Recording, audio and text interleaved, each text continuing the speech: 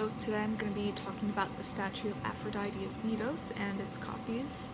Now that's Knidos with Knidos, which I don't know if I'm saying that correctly, but we're going to move on. Now at first glance this may seem like a very classic Greek statue. You have the contrapposto pose with the slanted hips and shoulders and the off-kilter feet, and then you also have the nudity, which heroic nudity was quite common in Greek statues. However, this is not necessarily a traditional heroic nude sculpture. And that's partly because Aphrodite is a woman. She is the goddess of love and sex, and she's not the goddess of war, which is typically what heroic nudity was attributed to.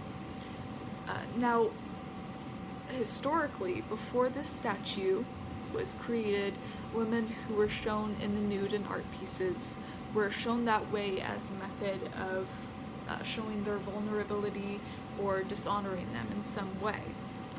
Aphrodite, however, is nude not because she is vulnerable or dishonorable. It's quite the opposite. In fact, this was an attempt by the artist, a very successful attempt, in order to essentially take a image that was associated with maleness at the time, heroic nudity, and attribute it to a woman. Now it's not exactly the same. In a typical male heroic nudity, the male is purposefully nude, and they don't care what the viewer thinks about them, is the vibe essentially that the statue gives off. However, this one is, as you can see, not purposefully nude. You can see that because she has a vase and clothing. You can tell that she's either getting out of bath or going to take a bath. However, she does have other aspects which are classic indicators of heroic nudity in a purposefully nude sense. So you have here not purposeful nudity, and that the viewer happens to walk in her, so she's not being an exhibitionist in any way. However, the armband and the hairstyle are indicators of purposeful nudity historically in Greek statues. So it's very odd that they had this a bit of juxtaposition in the way that the scene was set up for this statue.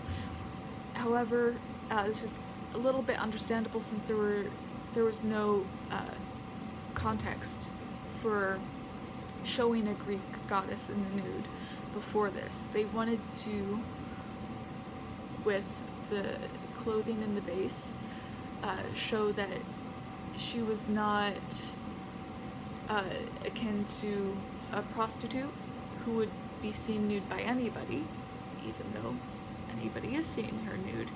And with this, they wanted to show that likely she was not ashamed of her nudity. And while her hand is covering up a lot of her privates, it's not necessarily in a position where she's trying to hide it explicitly from the viewer. It's meant to evoke, the statue is meant to evoke that, yes, she's nude, and yes, the viewer may have happened to see it, but the goddess is not embarrassed, and this way they would honor her while also showing something that had not been seen in Greek statues before.